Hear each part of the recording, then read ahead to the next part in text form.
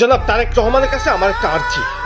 জনাব তারেক রহমান গত 15 বছরে বাংলাদেশ জাতীয়তাবাদী দল বিএনপি যে পরিমাণ অত্যাচারের শিকার হয়েছে এই অবৈধ ফ্যাসিস্ট ভোট চোরের হাতে, তারা ক্ষমতায় থাকার জন্য যে পরিমাণ অত্যাচার বাংলাদেশের সাধারণ জনগণ তথা বিরোধী মতের উপর করছে, সেটা ভাষায় প্রকাশ করা যায় না। মিস্টার তারেক রহমান, বাংলাদেশের মানুষ অতিষ্ঠ হয়ে গেছে এই অবৈধ ফ্যাসিস্ট ভোট চোরদের অত্যাচারে।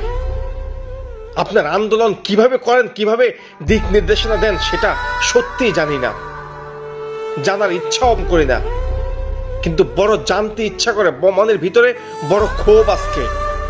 এই অবৈধ ফ্যাসিস্ট ভোট চোরেরা, যে এই অত্যাচারীরা কখন এই দেশ থেকে এই সাধারণ জনগণকে মুক্তি দিবে, কখন তাদের পতন হবে।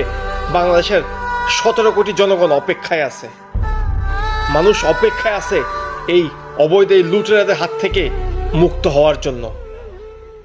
নির্দেশনা এমন হওয়া উচিত, যার যা কিছু আছে তাই নিয়ে আন্দোলনে অংশগ্রহণ করো।